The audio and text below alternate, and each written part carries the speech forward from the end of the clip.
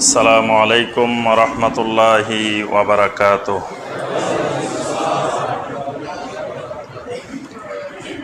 ইন্নাল হামদালিল্লাহ নাহমাদুহু ওয়া নাস্তাঈনুহু ওয়া নাস্তাগফিরুহু ওয়া নাউযু বিল্লাহি মিন শুরুরি আনফুসিনা ওয়া মিন সাইয়্যাতি আ'মালিনা।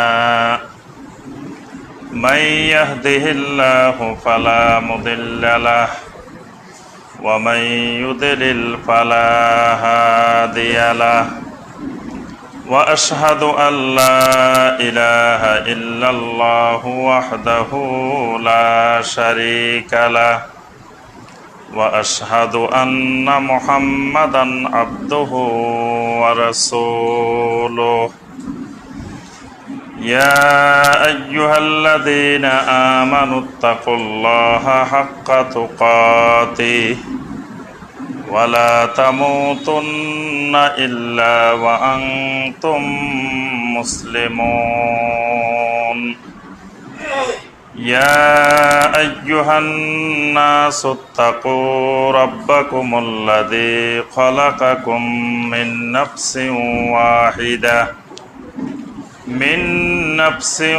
واحدة وخلق منها زوجها وبث منهما رجالا كثيرا ونساء واتقوا الله الذي تساءلون به والأرحام إن الله كان عليكم رقيبا يا أيها الذين آمنوا اتقوا الله وقولوا قولا سديدا يصلح لكم أعمالكم ويغفر لكم ذنوبكم ومن يطع الله ورسوله فقد فاز فوزا عظيما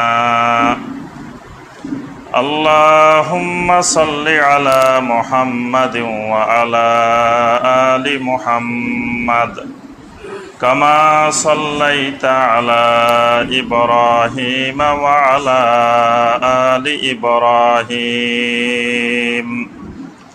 إنك حميد مجيد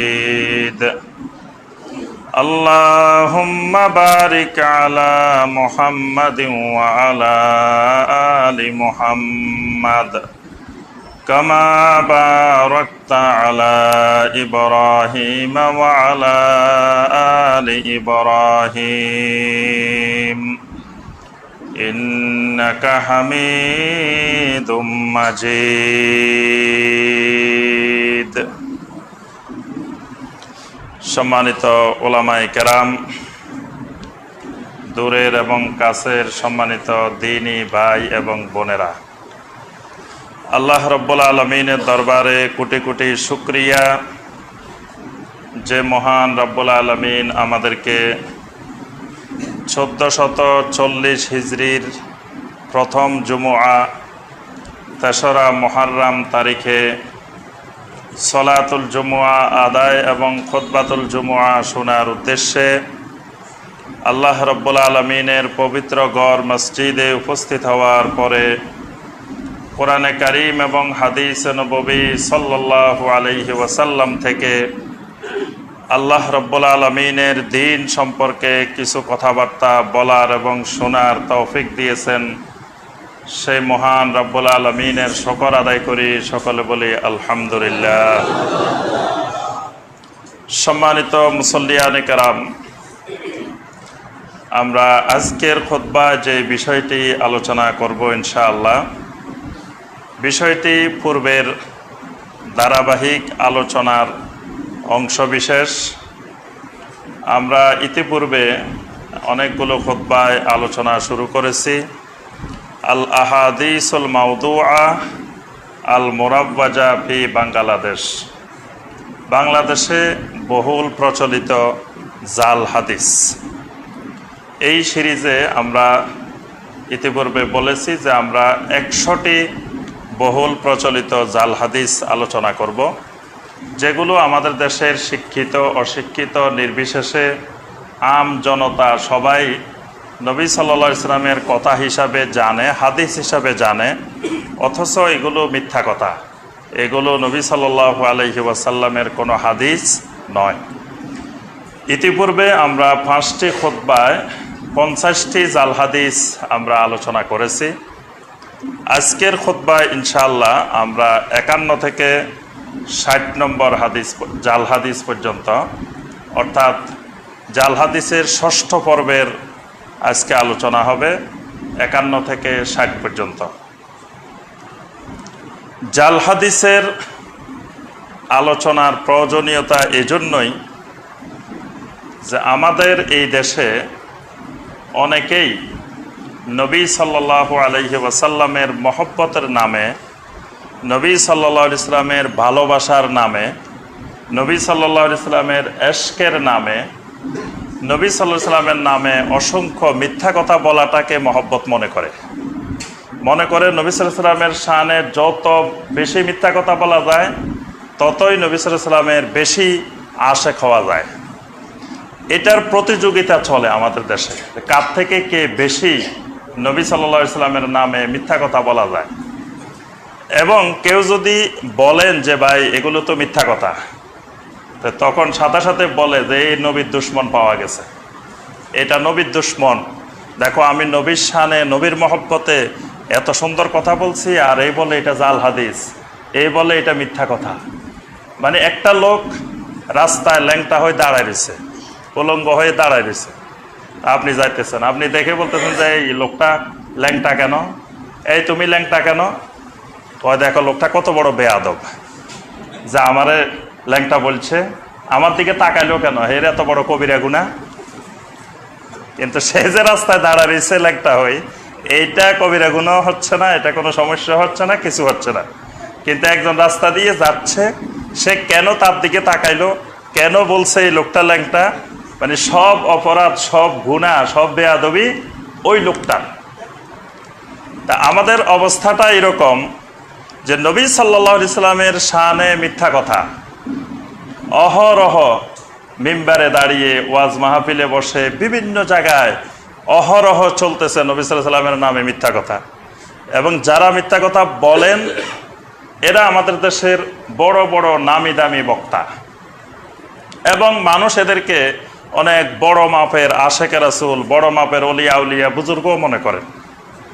কিন্তু কেউ যদি গিয়ে বলেন যে এই যে কথাগুলো বলা হয়েছে এগুলো মিথ্যা কথা, আমার রাসূল এরকম কথা বলেন নাই, তখনই বলা হয় যে এই তো রাসূলের দুশ্মন, নবীর দুশ্মন, নবীর মহব্বত করে না, নবীর ভালোবাসা না। অর্থাৎ নবী সাল্লাল্লাহু আলাইহি সাল্লামকে ভালোবাসার মাধ্যম হলো নবী সাল্লাল্লাহু আলাইহি সাল্লামের নামে কেউ মিথ্যা কথা বললে এটা ধরাই দেওয়া, এটাই হলো প্রকৃত মহব্বত। যে নবী সাল্লাল্লাহু আলাইহি সাল্লামকে মিথ্যা থেকে মুক্ত রাখা, যে আমার রাসূল এই জাতীয় কথা বলেন নাই, এই জাতীয় কথা যেগুলো বলা হচ্ছে এগুলো মিথ্যা কথা, এই ঘোষণা দেওয়াটাই হলো নবী সাল্লাল্লাহু আলাইহি সাল্লামের প্রকৃত মহব্বত। আর নবী সাল্লাল্লাহু আলাইহি সাল্লামের নামে মিথ্যা বানিয়ে প্রচার করা, প্রকাশ করা এবং এগুলোকে নবী সাল্লাল্লাহু আলাইহি সাল্লামের মহব্বত মনে করা, এটা নবী সাল্লাল্লাহু আলাইহি সাল্লামের নামে মহব্বত নয়, বরং এরা নবী সাল্লাল্লাহু আলাইহি সাল্লামের দুশ্মন। এটাই নবী সাল্লাল্লাহু আলাইহি সাল্লামের সাথে শত্রুতামি করা, যে নবী সাল্লাল্লাহু আলাইহি সাল্লামের নামে মিথ্যা কথা বয়ান করা।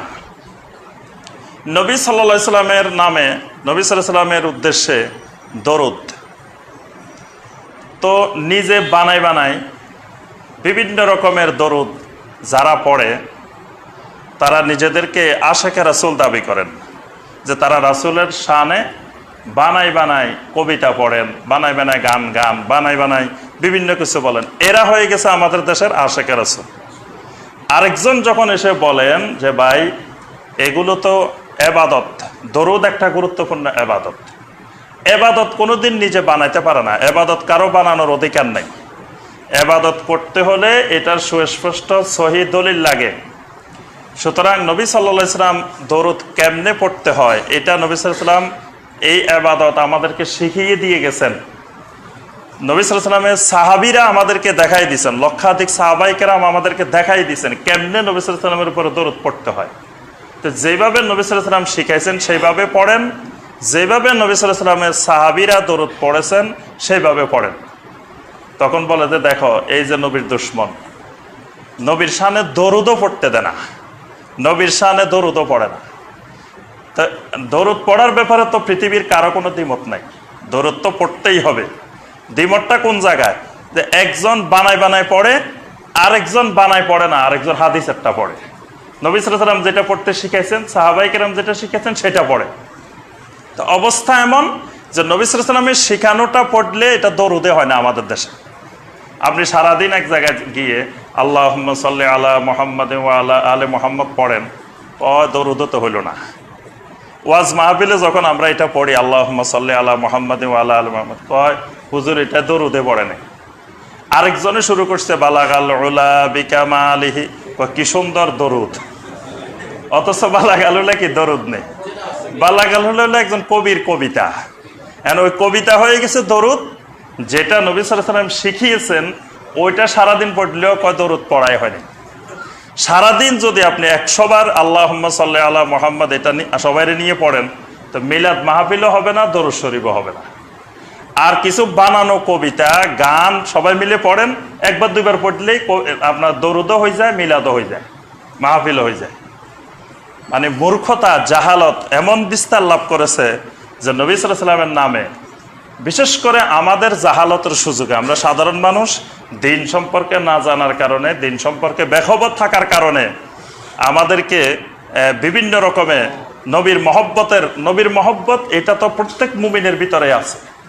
নবী সাল্লাল্লাহু আলাইহি ওয়াসাল্লামের মহব্বত নাই এরকম মুসলমান নাই। যে নামাজ পড়ে না, যে দিনের সাথে কোনো সম্পর্ক নাই, তারও আলহামদুলিল্লাহ অন্তরে নবী সাল্লাল্লাহু আলাইহি ওয়াসাল্লামের মহব্বত আছে।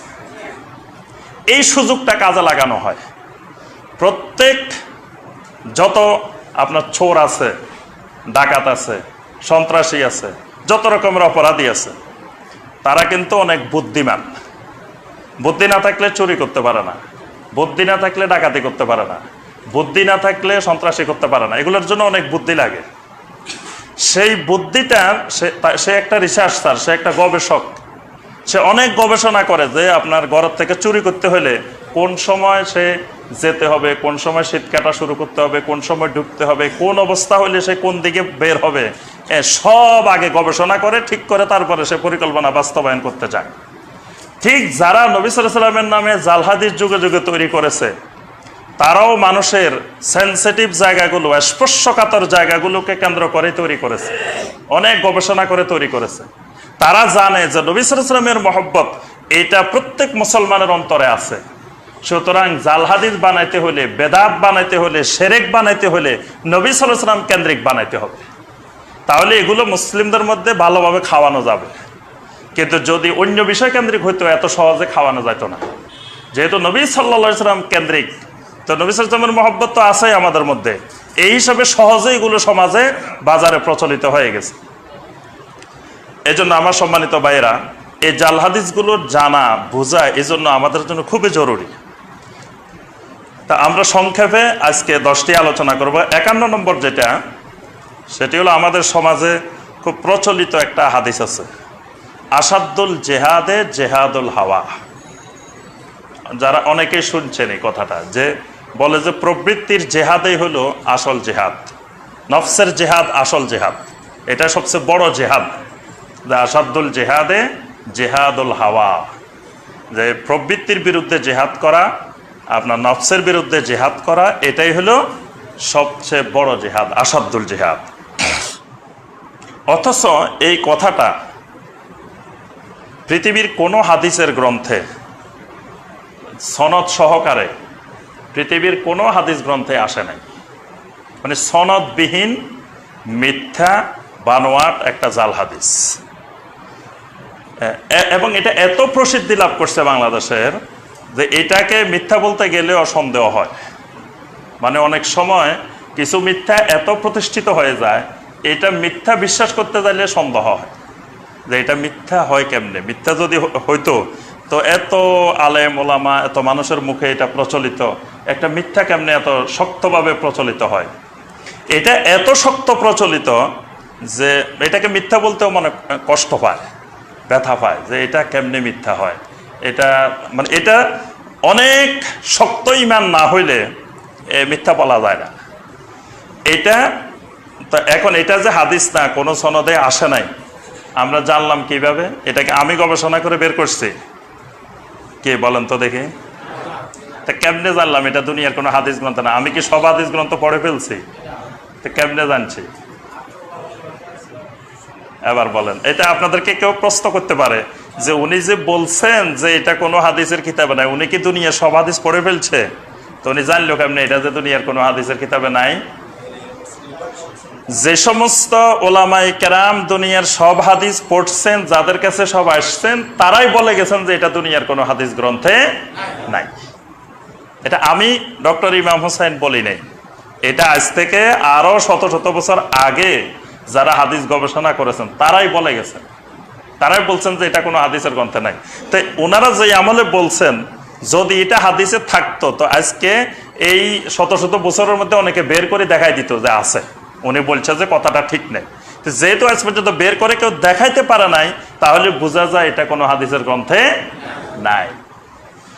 আমাদের এই জাল হাদিস শুনে শুনে তো কিছু কিছু আলেম ওলামা বসে থাকেন এগুলো শোনার জন্য, যে এই 10টা নতুন যাবে, উনি অপেক্ষা করতেছেন যে কখন আসবে এটা।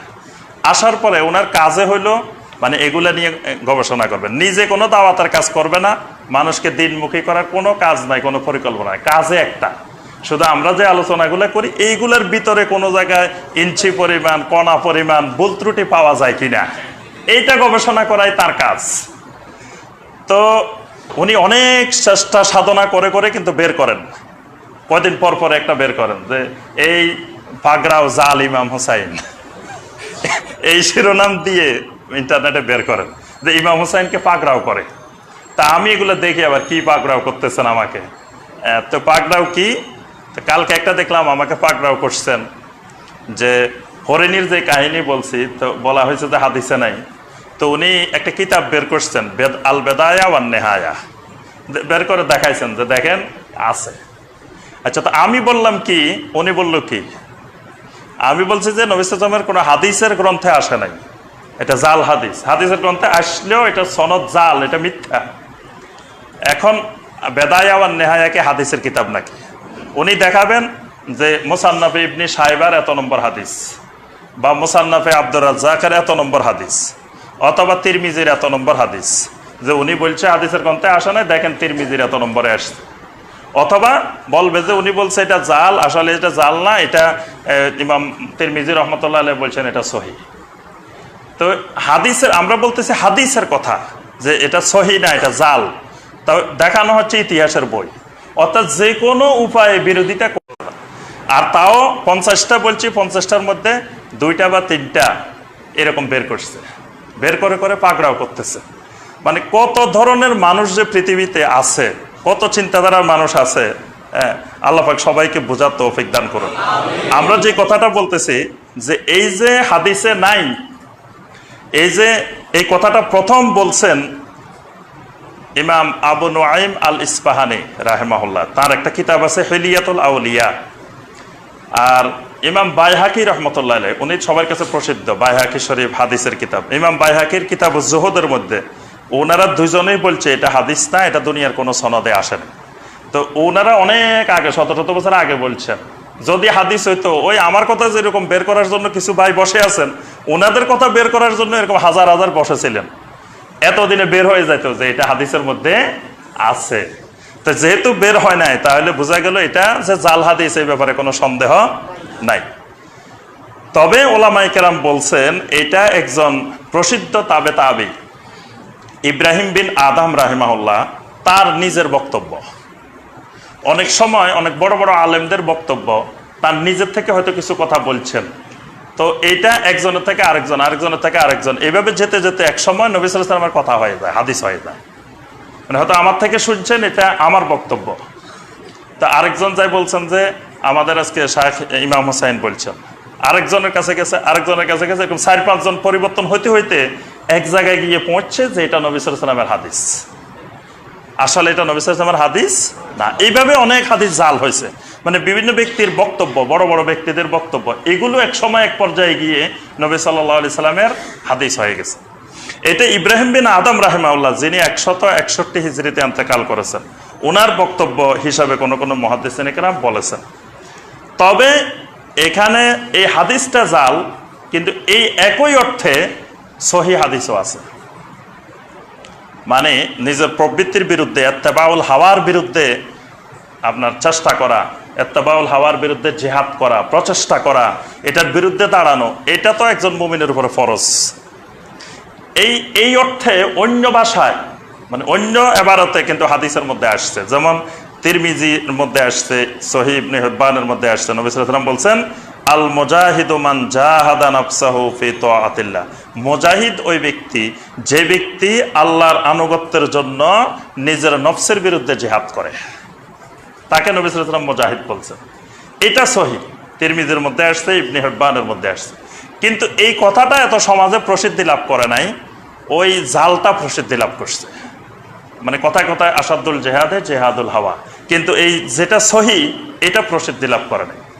এই জন্য নবী সাল্লাল্লাহু আলাইহি সাল্লামের কথা বলার ক্ষেত্রে, নবী সাল্লাল্লাহু আলাইহি সাল্লামের ব্যাপারে সবসময় যেটা নবী সাল্লাল্লাহু আলাইহি সাল্লামের বক্তব্য, ওইটাই আমাদেরকে বলতে হবে। আর ইব্রাহিম বিন আদমের বক্তব্য কোটি কোটি বক্তব্য, আর নবী সাল্লাল্লাহু আলাইহি সাল্লামের একটা শব্দ কোনোদিন সমান না। কারণ নবী সাল্লাল্লাহু আলাইহি সাল্লাম দ্বীনের ব্যাপারে যেটা বলেন সেটা ওহী, আর ইব্রাহিম বিন আদম 1,00,000টা বললেও এটা ওহী না। তাহলে ইব্রাহিম বিন আদমের বক্তব্য আসাদুল জেহাদে জেহাদুল হাওয়া, এটা আমরা প্রচার করব না। আমরা প্রচার করব নবী সাল্লাল্লাহু আলাইহি সাল্লামের যেটা সহিহ সনদে পাওয়া যায়, কারণ নবী সাল্লাল্লাহু আলাইহি সাল্লামের বক্তব্যটা ওহী, আর কারো বক্তব্যটা ওহী না। আচ্ছা, এটা গেল 51 নম্বরটা। 52 নম্বর জাল হাদিস। 52 নম্বর জাল হাদিস হলো, আমাদের সমাজে মাঝে মাঝে শোনা যায় যে কেউ কেউ আলেম, কেউ কেউ আরেফ। মানে আলেম হলো যাদের মধ্যে শরীয়তের জ্ঞান আছে, এদেরকে বলে আলেম। আর যার মধ্যে মারেফতের জ্ঞান আছে তাকে বলা হয় আরেফ। আলেম আর আরেফ, কয় আলেম আর আরেফ দুটা এক জিনিস না। আলেম এক জিনিস, আরেফ এক জিনিস। আলেম হলো শরীয়তের জ্ঞান, আর আরেফ হলো মারেফতের জ্ঞান। কোরআন এবং সুন্নাহর মধ্যে কোনো জায়গায় এলেমকে এইভাবে দুই ভাগে বিভক্ত করা হয় নাই। একটা শরীয়তের জ্ঞান আর একটা মারফতের জ্ঞান, এই জাতীয় বিভক্তি কোরআন এবং সুন্নাহর কোথাও আসে নাই। এবং আলেম আরেফ এই বিভক্তিটাও কোনো জায়গায় আসে নাই। এখন নবী সাল্লাল্লাহু আলাইহি ওয়াসাল্লাম কি আলেম ছিলেন না আরেফ ছিলেন? দুইটাই ছিলেন বলা যায়। আচ্ছা, সাহাবায়ে কেরাম কি ছিলেন? আলেম ও আরেফ সব ছিলেন। অর্থাৎ কোরআন এবং সুন্নাহর জ্ঞান যাদের মধ্যে থাকবে এরা আলেম ও আরেফ সবেই, কারণ এর বাইরে তো জ্ঞানে নাই, জ্ঞানে তো এক জায়গায়। তো ওই জ্ঞান যাদের মধ্যে থাকবে এরা আবার দুই ভাগে বিভক্ত হবে কেন? দুই ভাগে বিভক্তের রহস্য হলো যে একটা জাহেরি আলেম আর একটা বাতেনি আলেম। তো ওলামায়ে কেরাম কোরআন এবং সুন্নাহর মধ্যে যা লেখাপড়া করেন আর পড়ান এইগুলো তো সব জাহেরি, সব স্পষ্ট আছে। আরেকটা সোরা আলেম আছে, মানে এটা গোপনীয় আলেম, এইটা কেউ দেখেও না, জানেও না। যখন আপনি আমারে ধরলেন যে হুজুর এটা পাইছেন কই, তখন তো আমি এটা দুনিয়ার কোনো জাহেরি যত কোরআন তাফসির আছে, হাদিস আছে, কোথাও তো পাবো না। তা লাস্টে কি বলতে হবে? এটা বাতেনি আলেম। তা আপনি তো আর বাতেনি আলেম কোথায় আছে কি খুঁজে পাবেন নাকি? বাতেনি আলেম তো খুঁজে পাবেন না, এটার অস্তিত্ব পাবেন না। এই চুরি করার বড় সুযোগ হলো বাতেনি আলেম। এই বাতেনি আলেমের দরজা দিয়ে ইসলামের ভিতরে যত শিরক ঢুকছে বাতেনি রাস্তা দিয়ে, যত বেদাত ঢুকছে বাতেনি রাস্তা দিয়ে, যত রকমের ইসলামের অপব্যাখ্যা ঢুকছে বাতেনি রাস্তা দিয়ে। কারণ বাতেনি রাস্তা ধরার তো কোনো সুযোগ নাই, আপনি পাবেন কই, ধরবেন কেমনে, এটা সত্য না মিথ্যা বুঝবেন কেমনে? কারণ এটা তো দেখাও যাবে না, কোনো কিতাবেও নাই, কোথাও নাই।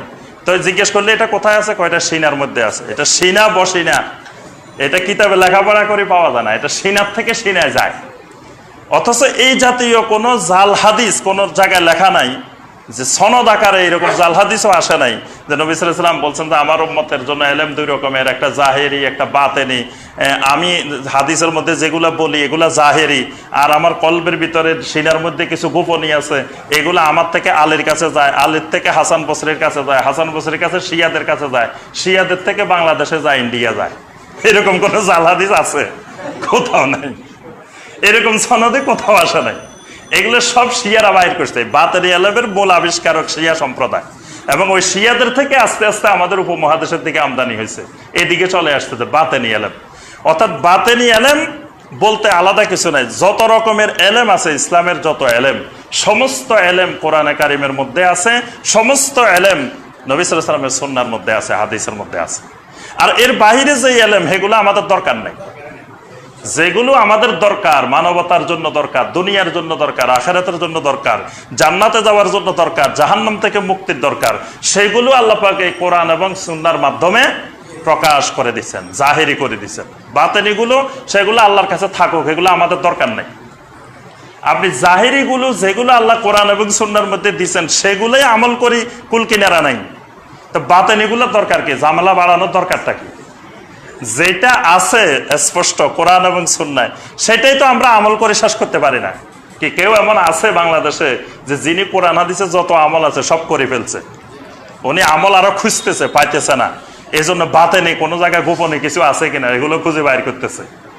তাহলে যেগুলো আল্লাহ পাক আমাদেরকে জবাবদিহি করতে হবে আল্লাহর কাছে, যেগুলোর ব্যাপারে, সেগুলোই আমরা আমল করার চেষ্টা করি। ওই বাতেনি খোঁজার আমাদের দরকার নাই।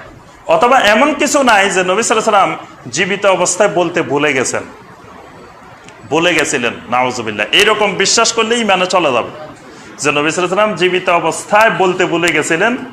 এন্তেকালের পরে বিভিন্ন ওলিয়া উলিয়াদেরকে স্বপ্নে দেখাই স্বপ্নের মধ্যে বলে দিচ্ছেন যে এই শোনো, আমি তো ওইটা বলে গেছিলাম, এইটা এমনি হবে, এটা এমনি হবে, এই জাতীয় নাকি অনেককে এরকম গোপনে আপনার স্বপ্নের মাধ্যমে, এলহামের মাধ্যমে, কাশফের মাধ্যমে নবী সাল্লাল্লাহু আলাইহি ওয়াসাল্লাম এরকম নির্দেশনা দেন।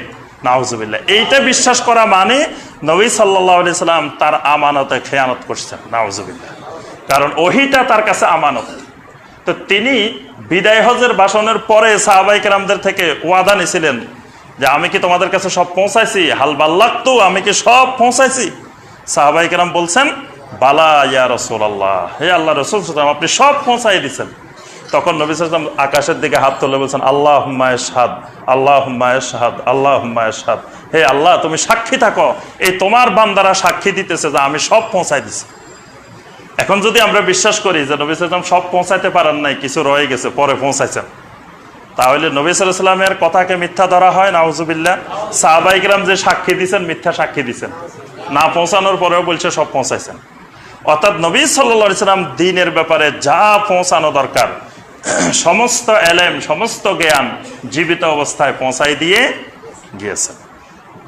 এই জন্য এই জাতীয় যে কিছু শরীয়তের এলেম, কিছু মারিফতের এলেম, কিছু তরিকতের এলেম, কিছু জাহেরি এলেম, কিছু বাতেনি এলেম, এইগুলো আমাদের এই দেশে শোনা যায়। আরবের আলেম ওলামারা এগুলা শুনে নাই কোনোদিন, যে কিছু শরীয়ত, কিছু মারিফত, কিছু তরিকত, কিছু জাহেরি, কিছু বাতেনি। এলেম আবার এত রঙের হয় কেমনে? এলেম তো সব এক রকমেরই, কোরআন আর হাদিসে যা আছে সব তো এক রকমের এলেমই, কিন্তু এগুলো ওই যে মানুষের মধ্যে বিভিন্ন রকমের, যে এটা বাতেনি, এটা এই, এটা সে। বাতেনি নাকি কত হাজার এলেম আছে। একদিন আমাকে একজন বলছে বাতেনি এলেম তো মানে জাহেরি এলেমের থেকে আরো বেশি, মানে জাহেরি যা আছে তার থেকে কত হাজার গুণ বেশি নাকি বাতেনি এলেম। এত বাতেনি এলেম থাকুক, ওগুলো শয়তানের কাছে থাকুক, ওগুলো আমাদের দরকার নাই, সেগুলো আমাদের জানারও দরকার নাই, সেগুলো অনুসন্ধান করারও দরকার নাই। কোরআন এবং সুন্নাহর মধ্যে নবী সাল্লাল্লাহু আলাইহি ওয়াসাল্লাম বলছেন তারাকতু ফীকুম আমরাইন লান তাদিল্লু মা তামাসসাকতুম বিহিমা, আমি দুইটা জিনিস রেখে যাচ্ছি, এই দুইটার মধ্যে যা আছে এগুলোই শক্ত করে ধরলে তোমরা গোমরা হবে না। কিতাব আল্লাহ ওয়া সুন্নাত নবিয়িহি, আল্লাহর কিতাব আর নবী সাল্লাল্লাহু আলাইহি ওয়াসাল্লামের সুন্নাহ। আচ্ছা, এই কথাটা বলছেন সিররুল আসরারের 49 পৃষ্ঠায়, যে এই আরেফ আর আলেম, এই শরীয়তের জ্ঞান, মারফতের জ্ঞান, জাহেরি বাতেনি, এই জাতীয় কিছু কিছু হাদিসও বানানো হয়েছে নবী সাল্লাল্লাহু আলাইহি ওয়াসাল্লামের থেকে। এই হাদিসগুলো সব জাল হাদিস। আচ্ছা, 53 নম্বর জাল হাদিস, তাখাল্লাকু বি আখলাকিল্লাহ, যে তোমরা আল্লাহর গুণে গুণান্বিত হও। এটা অনেক সুফিদের বয়ান, সুফিরা এটা বেশি ওয়াজ করে, যে তাখাল্লাকু বি আখলাকিল্লাহ, তোমরা আল্লাহর গুণে গুণান্বিত হও। আমরা ছোটবেলা থেকেই বয়ান, যখন হাদিস পড়ি নাই তখনও এটা জানতাম মুখস্থ, যে তাখাল্লাকু বি আখলাকিল্লাহ, যে তোমরা আল্লাহর গুণে গুণান্বিত হও। তো এই যে কথাটা, এটা একেবারে ভিত্তিহীন, সনদবিহীন জাল হাদিস, মানে কোনো হাদিসের গ্রন্থেই আসে নাই। এটা ওই যে সিনা বসিনা বাতেনি, যে এটা একজনের থেকে একজনে শুনতেছে আর এটা হাদিস নামে চলতেছে, যে আল্লাহ রাসূল সাল্লাল্লাহু আলাইহি ওয়াসাল্লাম বলছেন তাখাল্লাকু বে আখলাকিল্লাহ, আল্লাহর গুণে গুণান্বিত হও। আচ্ছা, 54 নম্বর জাল হাদিস, 54 নম্বর জাল হাদিস যেটা, এটাও আরো খুব প্রসিদ্ধ। এটা হলো গাউস, কুতুব, আওতাদ, আকতাব, আবদাল, নুজাবা। এগুলো শুনে নাই এমন মানুষ খুব কম, যে পৃথিবীতে কিছু গাউস আছে, কিছু কুতুব আছে, কিছু কুতুবুল আকতাব আছে, তারপরে কিছু আওতাদ আছে, কিছু আবদাল আছে, কিছু নুজাবা আছে, এগুলোর আবার স্তর আছে। আল্লাহ পাক আল্লাহর প্রশাসনটাকে এইভাবে সাজাইছেন, অর্গানোগ্রাম বানানো আছে যে আল্লাহর এই প্রশাসন কিভাবে চালান। এই প্রশাসন চালানোর জন্য আল্লাহর জমিনে কিছু কুতুব আছে, কিছু গাউস আছে, কিছু আওতাদ আছে, কিছু আকতাব আছে, কিছু আবদাল আছে, কিছু নুজাবা আছে। নাউজুবিল্লাহ, শিরকি বিশ্বাস। আল্লাহ সুবহানাহু ওয়া তাআলা এই পৃথিবী পরিচালনা করার জন্য আল্লাহ পাক ফেরেশতাদেরকে কিছু দায়িত্ব দেন, কোনো ক্ষমতা দেন না। ফেরেশতাদের কোনো ক্ষমতা নাই, কিছু দায়িত্ব আছে। আর মানুষদের মধ্য থেকে, জিনদের মধ্য থেকে আল্লাহ পাক কাউকে কোনো দায়িত্বও দেন না, ক্ষমতাও দেন না। আমার কথাটাকে বুঝাইতে পারছি যে মানুষ এবং জিন এর মধ্যে নবী রাসূল আছেন, মানুষের মধ্যে অনেক ওলিয়া উলিয়া, দিনদার, সালেহীন, ওলামায়ে কেরাম আছেন। কাউকে আল্লাহ সুবহানাহু ওয়া তাআলা কোনো দায়িত্বও দেন নাই, যুগে যুগে কিয়ামত পর্যন্ত দিবেনও না, কোনো ক্ষমতাও দেন নাই। শুধুমাত্র ফেরেশতাদেরকে কিছু কিছু বিষয়ে আল্লাহ সুবহানাহু ওয়া তাআলা দায়িত্ব দিয়েছেন, কিন্তু তাদেরকে, ফেরেশতাদেরকে আল্লাহ ক্ষমতাও দেন নাই। আল্লাহর ক্ষমতা একক, তাওহীদ। আল্লাহর তাওহীদ হলো আল্লাহর ক্ষমতা একক। আল্লাহ পাক এই ক্ষমতা কাউকেই দেন না, কোনো মাখলুককেই দেন না, কোনো নবী রাসূলকেও দেন না, কোনো জিনকেও দেন না, কোনো ফেরেশতাকেও দেন না। অথচ আমাদের এই সমাজে, আমাদের দেশে যারা বড় বড় বুজুর্গ নামে পরিচিত, আল্লাহর ওলি নামে পরিচিত, তারাই এই শিরকি বিশ্বাস মানুষের মধ্যে ঢুকাইতেছে যে আল্লাহর এই প্রশাসন, আল্লাহ এইভাবে যে কিছু কুতুব দিয়ে, কিছু আকতাব দিয়ে, কিছু আওতাদ দিয়ে, কিছু আবদাল দিয়ে, কিছু নুজাবা দিয়ে আল্লাহ নাকি পৃথিবী চালায়। নাউজুবিল্লাহ।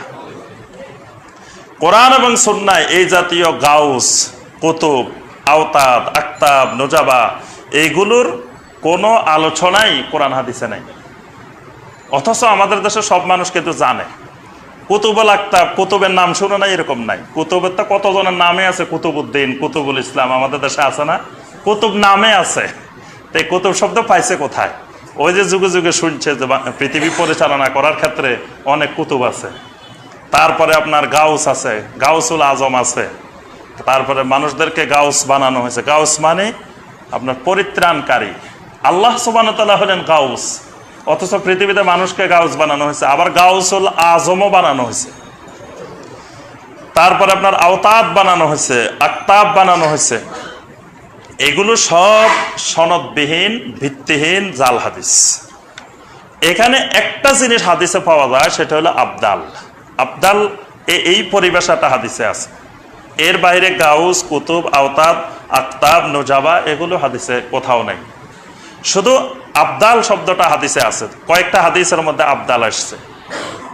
যেমন একটা হাদিস, মুসনাদ ইমাম আহমদের হাদিস, আলী রাদিয়াল্লাহু তাআলা আনহুর সময় যখন আলী এবং মুআবিয়া রাদিয়াল্লাহু তাআলা আনহুমার মধ্যে যুদ্ধ চলছিল, তখন লোকেরা এসে আলী রাদিয়াল্লাহু তাআলা আনহুকে বললেন যে আপনি মুআবিয়ার জন্য এবং শামের লোকদের জন্য, সিরিয়ার লোকদের জন্য আপনি একটা লানত করেন, আল্লাহর কাছে বদদোয়া দেন। তা আলী রাদিয়াল্লাহু তাআলা আনহু বললেন, শোনো, শাম দেশের লোকদের জন্য বদদোয়া দেওয়া যাবে না। মুআবিয়া তো একজন সাহাবী, তার জন্য দেওয়াই যাবে না, এবং শাম দেশের লোকদের জন্য বদদোয়া দেওয়া যাবে না। কারণ আল্লাহ রাসূল সাল্লাল্লাহু আলাইহি ওয়াসাল্লাম বলছেন, আল আবদালু বিশ-শাম, আবদালেরা থাকবে শাম দেশে। নবী সাল্লাল্লাহু আলাইহি ওয়াসাল্লামের বক্তব্য যে আবদাল থাকবে শাম দেশে, সিরিয়াতে। ওয়াহুম আরবাউনা রাজুলান, আর আবদাল হবে আপনার 40 জন। আবদাল থাকবে 40 জন। কুল্লামা মাতা রাজুলুন আবদালাল্লাহু মাকানাহু রাজুলান, এদের একজন যখন মারা যাবে আল্লাহ পাক সেখানে আরেকজন তৈরি করে দিবেন। সুবহানাল্লাহ। ইয়াসকি বিহিমুল গাইস, এদের কারণে আল্লাহ পাক পৃথিবীতে বৃষ্টি নাজিল করেন। ওয়ায়ামতাসিরু বিহিম আলাল আদা, শত্রুদের উপরে আল্লাহ পাক তোমাদেরকে বিজয় দান করেন। ওয়াইয়াসরিফু আন আহলিশ শাম বিহিমুল আযাব, শামবাসীদের উপর থেকে আল্লাহ পাক এদের কারণে আযাব উঠিয়ে নেন। এই হাদিসটি মুসনাদ আহমদের হাদিস এবং এটা সহিহ হাদিস। আরেকটি হাদিস আসছে মুসনাদে আহমদের মধ্যে, এই হাদিসটাকে কেউ কেউ হাসান বলছেন, কেউ কেউ মুনকার বলছেন। আল আবদালু ফি হাযিহিল উম্মাহ সালাসুন, এই উম্মতের মধ্যে আবদাল থাকবে 30 জন। এই উম্মতের আবদাল হলো 30 জন। মাসালু ইব্রাহিম খলিলুর রহমান, যেমন ইব্রাহিম আলাইহিস সালাম রহমানের খলিল, এই 30 জনও আল্লাহ সুবহানাহু ওয়া তাআলার এরকম খলিল থাকবেন। সুবহানাল্লাহ। কুল্লামা মাতা রাজুলুন আবদালাল্লাহু তাবারাকা ওয়া তাআলা মাকানাহু রাজুলান, এদের একজন যখন মারা যাবেন আল্লাহ পাক সেখানে আরেকজনকে আবদাল বানিয়ে দিবেন। সুবহানাল্লাহ। এইরকম আরো কয়েকটা হাদিস আছে। তাহলে বোঝা যায় যে আবদাল নামক যে পরিভাষাটা, এটা ঠিক আছে। তবে কোন ব্যক্তি আবদাল, এটা ওই ব্যক্তি জানবে না। তাকে আল্লাহ পাক ঘোষণা দিয়ে দিবে না, তোমাকে আবদাল নিয়োগ দিছি, তুমি আবদাল, এটা সে নিজেই জানবে না। কোন আবদাল যারা, অর্থাৎ পৃথিবীতে আপনার যারা সবচেয়ে সালেহীন থাকবে, নবী রাসূলদের পরে কিয়ামত পর্যন্ত আর তো নবী রাসূল আসবেন না, উম্মতের মধ্যে যারা সবচেয়ে সালেহীন, যারা মুখলিসিন, এরকম বান্দা যারা থাকবেন, এদের মধ্যে সবচেয়ে সর্বোচ্চ পর্যায়ে যারা, এরাই হলো জমিনে আবদাল। তো এইরকম কারা, এটা কেউ নিজে বলতে পারবে না। কারণ একজন যত বড় আবেদ হোক, যত বড় আলেম হোক, তিনি বুঝতে পারবেন না যে পৃথিবীতে তার থেকে বড় আলেম, বড় আবেদান নাই। তাহলে উনি কেমনে বুঝবেন উনি ওই 40 জনের ভিতরে আছেন বা 30 জনের ভিতরে আছেন? এটা আল্লাহ সুবহানাহু ওয়া তাআলা ছাড়া আর কেউ জানেন না। এখানে আবদালের ব্যাপারে আল্লাহ পাক যেটা বলছেন, যে আবদালের কারণে আল্লাহ পাক, নবী সাল্লাল্লাহু আলাইহি ওয়াসাল্লাম বলছেন যে এদের কারণে বৃষ্টি হয়, এদের কারণে আল্লাহ তোমাদেরকে শত্রুদের উপরে বিজয় দান করেন, অনেকগুলো বরকত এদের কথা বলছেন। এবং এক সাহাবী এসে নবী সাল্লাল্লাহু আলাইহি ওয়াসাল্লামের কাছে বিচার দিয়েছিলেন যে ইয়া রাসূলুল্লাহ সাল্লাল্লাহু আলাইহি ওয়াসাল্লাম, আমি সারাদিন কাজ করি, আমার ভাই কোনো কাজ করে না, আমার ভাই খালি এই মসজিদে নববীতে আপনার কাছে বসে থাকে, আপনার হাদিস শুনে আর কিছু করে না। তো নবী সাল্লাল্লাহু আলাইহি ওয়াসাল্লাম বললেন লাআল্লাকা তুরযাকু বিহি, তিরমিজির হাদিস। নবী সাল্লাল্লাহু আলাইহি ওয়াসাল্লাম বললেন যে ওই তোমার ভাইয়ের কারণে আল্লাহ তোমাকে রিজিক দেন। সুবহানাল্লাহ। তোমার ভাই যে কোনো কাজ করে না, এখানে আসে বসে থাকে আমার কাছে, আমার হাদিস মুখস্থ করে, হাদিস শিখে ইলম চর্চার মধ্যে আছে, এই তোমার এই ভাইয়ের কারণে তুমি যে রিজিক অন্বেষণে বের হও, আল্লাহ তোমাকে রিজিক দান করেন। সুবহানাল্লাহ। তাহলে বোঝা যায় যে এরকম সালেহীন, দিনদার, মুখলিসিন যারা দ্বীনের খেদমতে থাকেন, ইলমের কোরআন সুন্নাহর খেদমতে থাকেন, দেখা যায় যে বাইরে গিয়ে ওই রকম টাকা পয়সা ইনকাম করতে পারে না, রিজিক অন্বেষণ করতে পারে না, দ্বীনের কাজে বেশি ব্যস্ত থাকেন। তাহলে এর কারণে আল্লাহ পাক অন্যদেরকে, তার পরিবারে বা অন্য আশেপাশে যারা থাকেন, তাদের মধ্যে আল্লাহ পাক রিজিকের প্রশস্ততা দিয়ে দেন। তাহলে এরকম ঠিক আবদাল যারা থাকেন জমিনে, এদের কারণে আল্লাহ সুবহানাহু ওয়া তাআলা এরকম বৃষ্টি নাজিল করেন, শত্রুর উপরে বিজয় দান করেন, এদেরকে আল্লাহ পাক খলিলের মতো আল্লাহ পাক গ্রহণ করে নেন। তবে এদের কাছে দোয়া চাওয়া যাবে না, মানে এদের মাধ্যমে, এদের উসিলা দিয়ে দোয়া করা, বা এরা দোয়া করলে আল্লাহ ফেরত দিবেন না, আল্লাহ এদের দোয়া কবুলে করবেন, বা এদের অনেক ক্ষমতা আছে, এদেরকে আল্লাহ পাক পৃথিবী পরিচালনার ক্ষমতা দিচ্ছেন, দায়িত্ব দিচ্ছেন, এই জাতীয় বিশ্বাস পোষণ করা যাবে না, এগুলো শিরকি বিশ্বাস। তবে জমিনে এরকম আবদাল থাকবেন। আবদাল মানে সালেহীনের উচ্চ স্তর, এরা হলেন আবদাল, নেককার বান্দাদের মধ্যে যারা উচ্চ স্তরের। আচ্ছা, 55 নম্বর জাল হাদিস সেটি হলো আব্দুল কাদের জিলানী রহমতুল্লাহ আলাইহি কেন্দ্রিক। আব্দুল কাদের জিলানী রহমতুল্লাহ আলাইহি, তিনি একজন সালেহীন, তিনি একজন দিনদার, মুখলিসিন, বড় আলেম, ফকি, মুহাদ্দিস, মুজতাহিদ ছিলেন। তিনি 471 হিজরিতে জন্মগ্রহণ করেছেন, 561 হিজরিতে তিনি ইন্তেকাল করেছেন। ওই শতাব্দীর বড় বড় আলেমদের মধ্যে উনি একজন বড় আলেম, এবং উনি বড় জাহেদ ছিলেন, বড় ধরনের জুহদিয়াতের অধিকারী ছিলেন।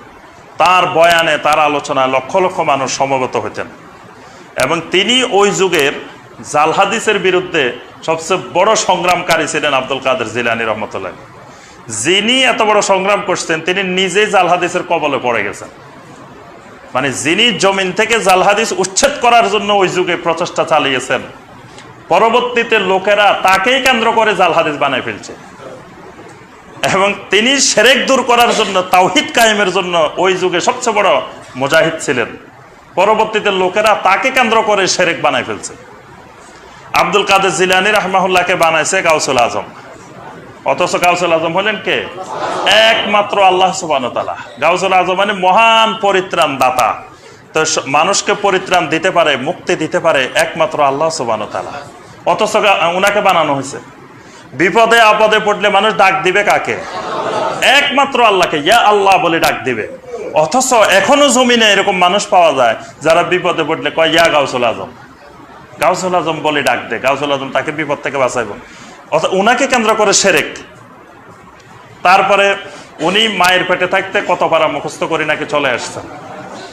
যেই নবীর উপরে কোরআন নাজিল হয়েছে সেই নবী একটা সূরা মুখস্থ করে আসতে পারে নাই। আল্লাহ পাক কোরআনে কারিমে বলছে ওমা কুনতা তাদরি মাল কিতাবু ওয়ালাল ঈমান, আপনাকে ওহী নাজিল করার আগে আপনি জানতেন না কিতাব কি জিনিস, ঈমান কি জিনিস। আচ্ছা, নবী সাল্লাল্লাহু আলাইহি ওয়াসাল্লাম বুঝলাম যে তখন কোরআন নাজিল হয় নাই, এই জন্য মায়ের পেটে মুখস্থ করতে পারেন নাই। যখন কোরআন নাজিল হচ্ছে পৃথিবীতে তখন অসংখ্য সাহাবী জন্মগ্রহণ করছেন, তাদের মায়েরা রাত দিন কোরআন তেলাওয়াত করছেন, কোরআন নাজিল হচ্ছে, কোরআনের বৃষ্টি বর্ষণ হচ্ছে। একজন সাহাবী কোনোদিন মায়ের পেট থেকে একটা সূরা মুখস্থ করে আসছেন এরকম নজিরও নেই। তাবেঈনে কেরামের মধ্যে নাই, তাবেঈনে কেরামের মধ্যে নাই।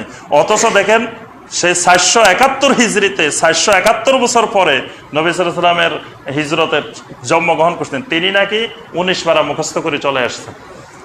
ওনার নাম নিলে লোম নাকি কয়টা জ্বরে? আড়াইটা, দুইটা আরেকটার অর্ধেক, মানে অর্ধেক থাকে আর অর্ধেক। কারণে ওই বাগদাদের কবরে নাকি কোথাও আযাব হয় না, নাউজুবিল্লাহ। উনি নাকি ইয়ারে ধরে ফেলছিলেন, ওই যে মনকান নাকিরে, যে মনকান নাকিরে ধরে উনি নাকি এমন থাপ্পড় দিছেন মনকান নাকির ভয়ে আর এখন ওখানে আসে না, বাগদাদেই আসে না, যে ওই কবরস্থানে নাকি কবরের আযাব নাই। এইরকম ওনার নামে অসংখ্য এরকম মিথ্যা কথা, শিরকি কথা, বিভিন্ন কথা প্রচলন করা হয়েছে। পরবর্তীতে ওনার 200-250 বছর পরে এসে ওনার নামে কাদেরিয়া তরিকারও আবিষ্কার করা হয়েছে। আজকে সমাজে অনেকের নামের শেষে কাদেরি দেখা যায়, কাদেরিয়া তরিকার মানে অনুসারী। তো অথচ উনি কোনো তরিকা আবিষ্কার করেন নাই। ওনার যে বইগুলো পাওয়া যায়, ওনার লিখিত বই আছে এখনো পৃথিবীতে, গানিয়াতুত তালেবিন। গানিয়াতুত তালেবিনের মধ্যে ওনার কোনো তরিকার নাম গন্ধও নেই। ওনার আরো যত বই আছে কোনো বইয়ের মধ্যে উনি কাদেরিয়া তরিকা নামে কোনো তরিকা প্রতিষ্ঠিত করেন নাই। উনি ছিলেন তরিকায় মুহাম্মদ রাসূলুল্লাহ সাল্লাল্লাহু আলাইহি ওয়াসাল্লামের অনুসারী। অথচ উনাকে কেন্দ্র করে পরবর্তীতে লোকেরা তরিকা বানাই ফেলছে। আচ্ছা, যাই হোক, এগুলো সব মিথ্যা কথার পরে এখানে আমরা যেহেতু হাদিস কেন্দ্রিক, সবচেয়ে বড় জঘন্য জাল হাদিস যেটা, সেটি হলো যে মেরাজের রাত্রে নবী সাল্লাল্লাহু আলাইহি ওয়াসাল্লাম নাকি যখন আল্লাহর আরশে উঠতেছেন তখন আব্দুল কাদের জিলানী রহমতুল্লাহের কাঁধের উপরে পা দিয়ে নবী সাল্লাল্লাহু আলাইহি ওয়াসাল্লাম আল্লাহর আরশে উঠে গেছে। নাউজুবিল্লাহ। নবী সাল্লাল্লাহু আলাইহি ওয়াসাল্লাম আল্লাহর আরশে উঠেছেন, আরোহণ করেছেন, এই কথাও কোনো সহিহ হাদিসে আসে নাই। এটা তো ভিন্ন কথা, কিন্তু আরশে নাকি উঠতেছেন আবার আব্দুল কাদের জিলানী রহমতুল্লাহের কাঁধের উপরে পা দিয়ে, এটা মুহাদ্দিসিনে কেরাম বলছেন এটা একেবারে মিথ্যা কথা, জঘন্য মিথ্যা কথা, জাল হাদিস। আচ্ছা, 56 নম্বর জাল হাদিস যেটি, সেটি হলো তাফাক্কুরু সাআতিন খায়রুম মিন ইবাদাতি সানা, যে কিছু সময় চিন্তা করা 1000 বছর ইবাদতের চেয়ে উত্তম। অল্প সময় রাত্রে আপনি ঘুমানোর আগে একটু সময় চিন্তা ফিকির করবেন, এই ফিকির আপনার 1000 বছর ইবাদত করার চাইতে এই ফিকির উত্তম, চিন্তা ফিকিরটা উত্তম। এটা একেবারে জাল, মিথ্যা, বানোয়াট। মোল্লা আলী কারি রহমতুল্লাহ বলেন যে এটার কোনো সনদ, কোনো কথাই আসে নাই, সনদবিহীন মিথ্যা বানোয়াট কথা। 57 নম্বর জাল হাদিস যেটি, সেটি হলো মেদাদুল উলামা আফদালু মিন দিমাইশ শুহাদা, কয় জ্ঞানীর কলমের কালি শহীদের রক্তের চাইতেও আফদাল। এই কথাও কিন্তু আমাদের দেশে শিক্ষিত মানুষের মধ্যে খুব প্রসিদ্ধ। কয় শহীদের রক্তের থেকেও জ্ঞানীর কলমের কালি খুব পবিত্র, খুব উত্তম। ইমাম সাখাবি রহমতুল্লাহ আলাই, ইমাম জারকানি, মোল্লা আলী কারি রহমতুল্লাহ আলাই সবাই বলছেন এটা জাল হাদিস। এরকম কোনো হাদিসের গ্রন্থে কোনো হাদিসে আসে নাই। তবে কোন কোন মুহাদ্দিসিনে কেরাম বলছেন এটা হাসান বসরি রহমতুল্লাহ আলাইহির উক্তি। হাসান বসরি রহমতুল্লাহ আলাইহি মাঝে মাঝে আপনার জ্ঞানের মর্যাদা বলতে গিয়ে মাঝে মাঝে হাসান বসরি রাহমাহুল্লাহ বলতেন যে মেদাদুল উলামা আফদালু মিন দিমাইশ শুহাদা, যে শহীদের রক্তের থেকেও আপনার জ্ঞানীর কলমের কালি উত্তম। এটা হাসান বসরি রহমতুল্লাহ আলাইহির বক্তব্য, এটা নবী সাল্লাল্লাহু আলাইহি সাল্লামের বক্তব্য নয়। 58 নম্বর জাল হাদিস যেটা, সেটা হলো উলামাউ উম্মতি কা আম্বিয়ায়ে বানি ইসরাইল, যে আমার উম্মতের আলেমেরা বনি ইসরাইলের নবীদের সমান। নাউজুবিল্লাহ। এটা ভিত্তিহীন, সনদবিহীন, মিথ্যা, বানোয়াট এবং জাল কথা। এবং মোল্লা আলী কারি রহমতুল্লাহ আলাইহি, ইমাম সাখাবি রহমতুল্লাহ আলাইহি তারা সকলে বলছেন যে এই জাতীয় কোনো হাদিস নবী সাল্লাল্লাহু আলাইহি সাল্লাম বর্ণনা করেন নাই। এমনকি খালি এই ওয়াজ এখানে সীমাবদ্ধ নাই, এটা ছোটবেলা থেকে আমরা আরো শুনছি। এর সাথে নবী সাল্লাল্লাহু আলাইহি ওয়াসাল্লাম যখন মেরাজে গেছে, মুসা আলাইহিস সালামের সাথে দেখা হয়েছে। তো মুসা আলাইহিস সালাম দোষছে, আপনি নাকি বলছেন পৃথিবীতে আপনার উম্মতকে যে ওলামা ও উম্মতি কা আম্বিয়া বানি ইসরাইল, যে আপনার উম্মতের আলেমেরা নাকি বনি ইসরাইলের নবীদের সমান, এই কথা কি আপনি বলছেন? তখন নবী সাল্লাল্লাহু আলাইহি ওয়াসাল্লাম বলছেন, হ্যাঁ আমি বলছি। তো নবী সাল্লাল্লাহু আলাইহি ওয়াসাল্লাম এই কথা বলছেন। বলার পরে এবার ওই মুসা আলাইহিস সালাম জিজ্ঞেস করছে, এটা কেমনে হয়? আমরা এত বড় নবী আর আপনার উম্মতের আলেমেরা কেমনে আমাদের সমান হয়? তো বলছে, দেখেন আপনি পরীক্ষা করে আমার উম্মতের আলেমদেরকে। তখন নাকি মুসা আলাইহিস সালাম খুঁজতে খুঁজতে ইমাম গাজ্জালী রহমতুল্লাহ আলাইহিকে পাই গেছেন। তখন ইমাম গাজ্জালী রহমতুল্লাহ আলাইহিকে জিজ্ঞাসা করছেন, এই বলো তো তোমার নাম কি? কে জিজ্ঞাসা করছে? মুসা আলাইহিস সালাম জিজ্ঞাসা করছে, এই তোমার নাম কি? বলছে যে আমার নাম ইমাম গাজ্জালী, আমার বাপের নাম এটা, দাদার নাম এটা, এইভাবে উনি বলতে আছে খালি। তো তখন নাকি মুসা আলাইহিস সালাম ধমক দিছে, এই তোমাকে জিজ্ঞাসা করছি তোমার নাম কি, তুমি এতগুলো বলো কেন? তো মুসা আলাইহিস সালাম ধমকে ইমাম গাজ্জালী রহমতুল্লাহ আলাইহি থামছেন, থামি নাকি বলছেন যে আপনাকে আল্লাহ সুবহানাহু ওয়া তাআলা জিজ্ঞাসা করছিল যে ওয়ামা তিলকা বিয়ামিনিকা ইয়া মুসা, হে মুসা তোমার হাতের মধ্যে কি? তা আপনি উত্তর দিবেন ক্বালা হিয়া আসা, আমার হাতে লাঠি। কিন্তু আপনি কেন বলছিলেন যে আমি এটা দিয়ে ছাগলকে পাতা ছিঁড়ে নিই, এটা করি, এটা করি, এটা করি, আপনি এগুলো বলছেন কেন? তো তখন মুসা আলাইহিস সালাম বলছেন যে শোনো, আমি অনেক দিন পরে আল্লাহ সুবহানাহু ওয়া তাআলার সাথে কথা বলার একটা সুযোগ পাইছি, এই জন্য আমি চাচ্ছিলাম আমার কথাটা একটু দীর্ঘায়িত হোক, লম্বা হোক, এই জন্য আমার জিজ্ঞেস না করলেও আমি নিজের থেকে বলতেছি খালি। তো ইমাম গাজ্জালী রহমতুল্লাহ বলতেছেন, আমিও যে আপনার শত শত বছর পরে পৃথিবীতে আসছি, তা পৃথিবীতে তখনও আসেন নাই, নবী সাল্লাল্লাহু আলাইহি ওয়াসাল্লাম মেরাজের রাত্রে, আমি আপনার শত শত বছর পরে পৃথিবীতে যাব, তা আমিও একটু সুযোগ পাইছি আপনার সাথে কথা বলার জন্য, এই জন্য আমি কথা লম্বা করছি। দেখেন নাউজুবিল্লাহ, কত বড় ডাহা, মিথ্যা কথা কত সুন্দর করে তালগোল পাকায় মিলাই ফেলছে। মিলাই এটা যুগে যুগে সুরকার ওয়াইজারা, সুরকার বক্তারা, হাজার হাজার ওয়াজ মাহফিলে এটার ওয়াজ হয়ে গেছে এবং কোটি কোটি টাকা ইনকামও হয়ে গেছে এই মিথ্যা ওয়াজ দিয়ে। এই পর্যন্ত ধরেন আজ থেকে কয়েকশো বছর যদি এই ওয়াজ মাহফিল করে আসে, কত কোটি টাকা ইনকাম হয়েছে, কতজন এটা দিয়ে ইনকাম করে, টাকাও ইনকাম করে ফেলছে। অথচ একেবারে ডাহা মিথ্যা কথা। এটা কোথায় আসছে যে মুসা আলাইহিস সালামের সাথে ইমাম গাজ্জালীর দেখা হয়েছে, মেরাজের রাত্রে এই হয়েছে, এইরকম ঘটনা ঘটলে এটা হাদিসে আসতো না। অথচ কোনো সনদে, কোনো হাদিসের কিতাবে, কোনো গ্রন্থে কোথাও আসে নাই। এই জন্য এটা সবাই ঐক্যমতে এটা জাল হাদিস। তবে একটা হাসান হাদিস আছে তিরমিজি, আবু দাউদ, ইবনে মাজার মধ্যে, নবী সাল্লাল্লাহু আলাইহি ওয়াসাল্লাম বলেছেন আল উলামাউ ওয়ারাসাতুল আম্বিয়া। এটা হাসান এই হাদিসটা, যে আমার উম্মতের ওলামায়ে কেরাম, ওলামায়ে কেরাম হলেন নবীদের ওয়ারিস, মানে নবীরা হলেন পৃথিবীতে কোনো সম্পদ ওয়ারিস রেখে যান না, রেখে যান এলেম। তো সুতরাং এলেমের ওয়ারিস তো ওলামারাই, এই জন্য ওলামায়ে কেরাম নবীদের ওয়ারিস, এটা ঠিক আছে। কিন্তু এই উম্মতের আলেম বনি ইসরাইলের নবীর সমান, এটা মিথ্যা কথা, এটা জাল হাদিস। 59 নম্বর যেটা, সেটা হলো ওলামায়ে কেরামের ফজিলত বর্ণনা করতে গিয়ে জাল হাদিস বানানো হয়েছে। নজরাতুন ইলা ওয়াজহিল আলেমে আহাব্বু ইলাল্লাহি মিন ইবাদাতি 60 সানা সিয়ামান ওয়া কিয়ামান। অর্থাৎ একজন আলেমের চেহারার দিকে তাকানো, এটা আপনার 60 বছর রোজা রাখা, সারা রাত ইবাদত করার চাইতে উত্তম। খালি আলেমের চেহারার দিকে তাকাইলে বাস, এই হাদিস যদি কেউ শুনে তার তো আর কিছু দরকার না, খালি হুজুরের চেহারার দিকে তাকাই থাকলে হবে। হুজুরের নুরানি চেহারা, হুজুরের নুরানি চেহারা তো হুজুরের আপনার গাভীর প্রথম দুধটা দই কার জন্য আনে? হুজুরের জন্য। সবচেয়ে ভালো ফলটা, পেঁপেটা, তারপর গাছের আমটা যেটা সবচেয়ে ভালো, এটা হুজুরের জন্য।